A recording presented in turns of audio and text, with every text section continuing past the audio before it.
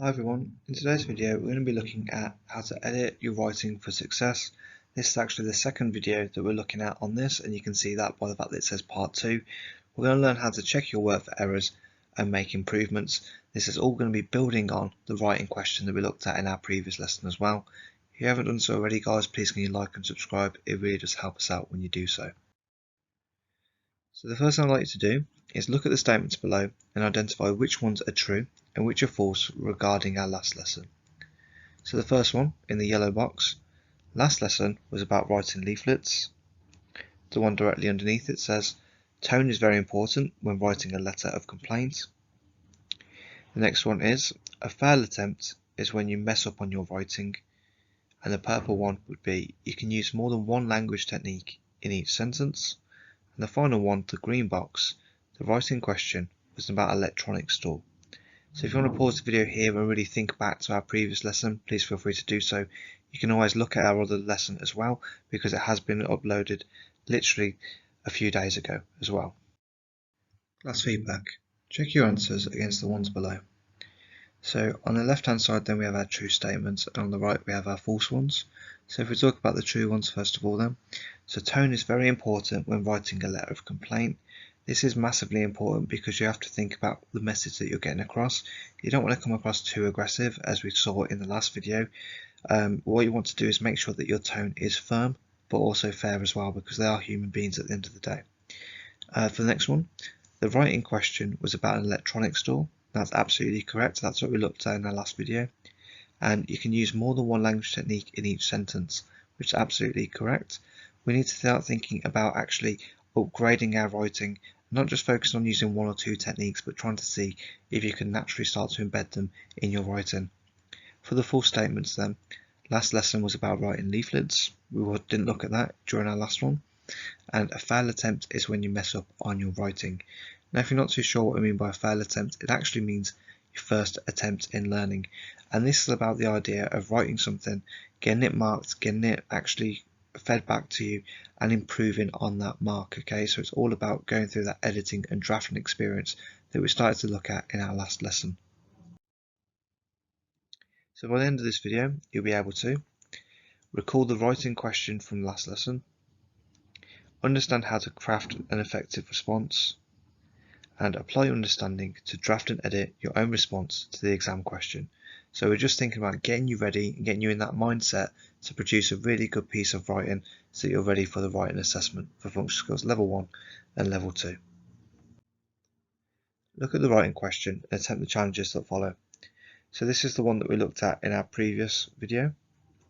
So it says, you've recently purchased a new mobile phone from an online store. When the phone arrived, however, it was damaged and broken. Your task.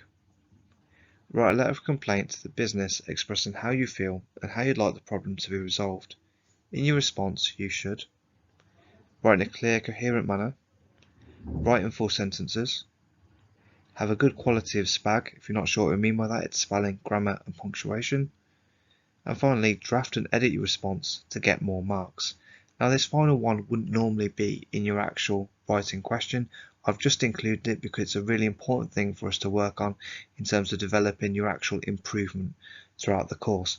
If you're not getting feedback on your work, if you're not getting it marked and having that give back to you, there's no way to build on anything and to make improvements. So it's really important that you have that during your learning process as well. So when we look at this writing test then, I'd like to think about the challenges on the right hand side.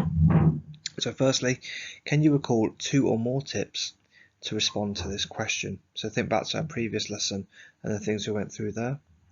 For the super challenge, always think about what organisational or presentational devices should be used to answer this question. And then finally, the mega challenge, look at the sentence starters on the next slide and identify what language technique have been used. Look at the sentence starters below and identify where the writer has used language techniques.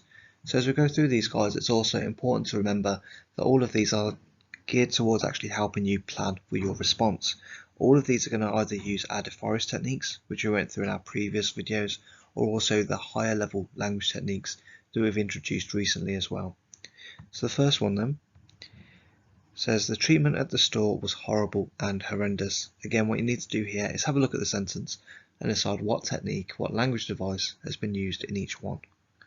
Number 2, looking at the reviews online, 50% of the customers have had a bad experience with the store. I believe more needs to be done to support your customers. Number 3, the time I had to wait for the delivery left me feeling annoyed, anxious and doubtful that I'd ever use this store again. And number 4, the prices online are so bad it's like a highway robbery.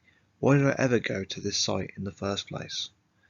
And number 5, there is nothing worse in the entire world than this service. I feel you've neglected your customers and hung them out to dry. So before we move on then, it's important to note that there might be more than one technique in each sentence, so have a quick look through each one and make sure that you're happy with your answers before we move on. Class feedback.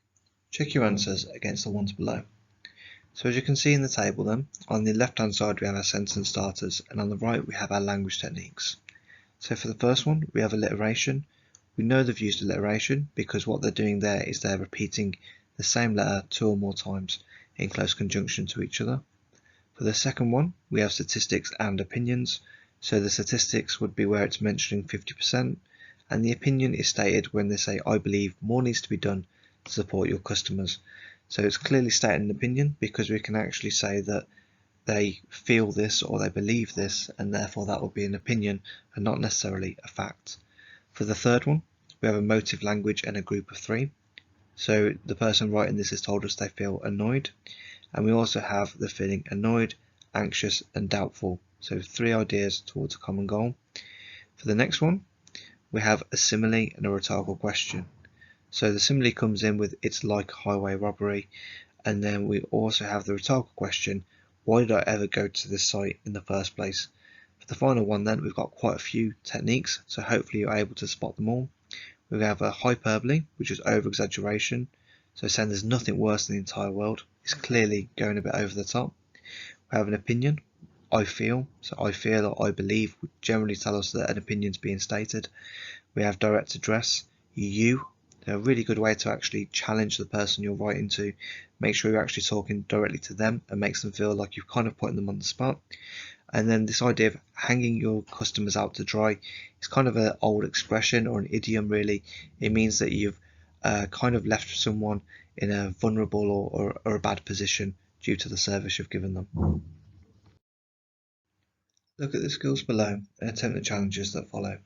So you can see there we've got a lot of the skills that we would have covered over the past few weeks with our functional skills lessons. So you have skimming and scanning, reading both documents, using ambitious vocabulary, using tip-top, writing in clear, coherent manner, having a good level of spelling, grammar and punctuation, and being able to manage your time effectively as well. So the first thing I want you to think about when you look at these skills is, can you identify which skills you think are the most important in your writing assessment? So not all of these are going to apply to the writing assessment, even though they are really important skills for the functional skills course as a whole.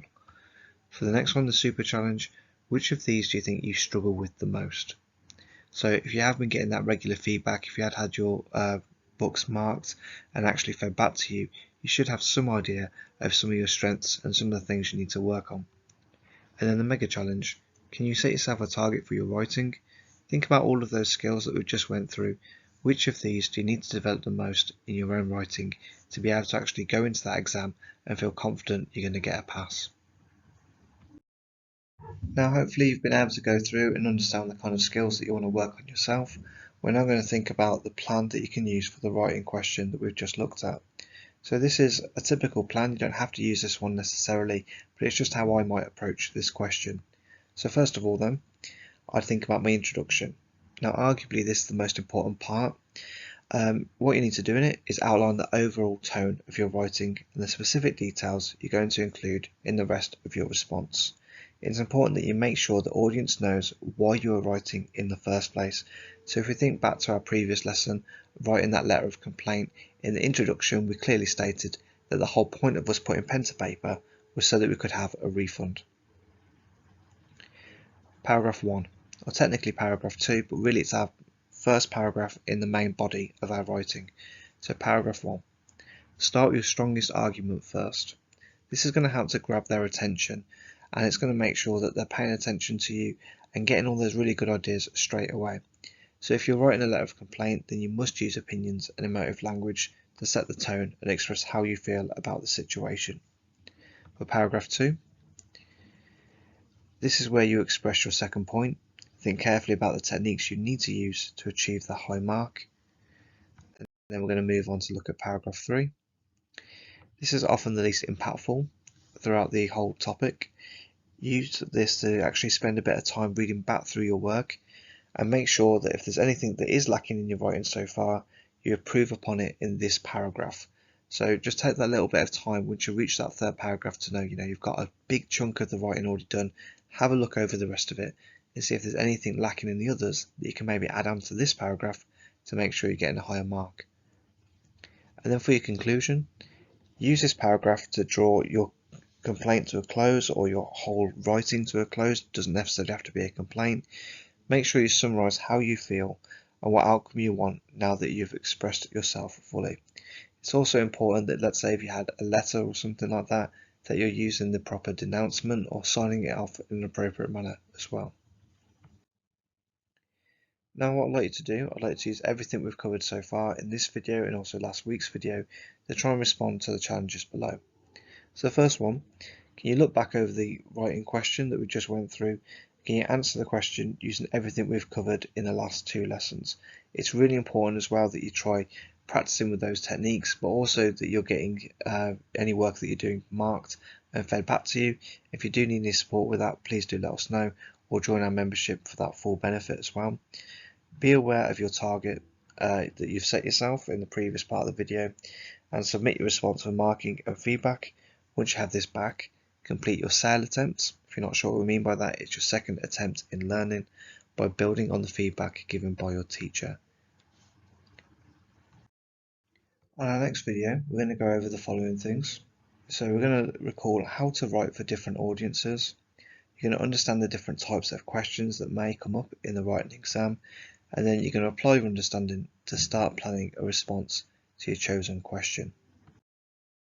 If you need any additional support or help, the new videos will be added every single week. Alternatively, you can leave us a comment below or visit our partner channel Bookworm Teaching for more lessons and guidance on all things English. Thanks ever so much for listening, guys, and all the best with your work and revision in the future. Bye bye.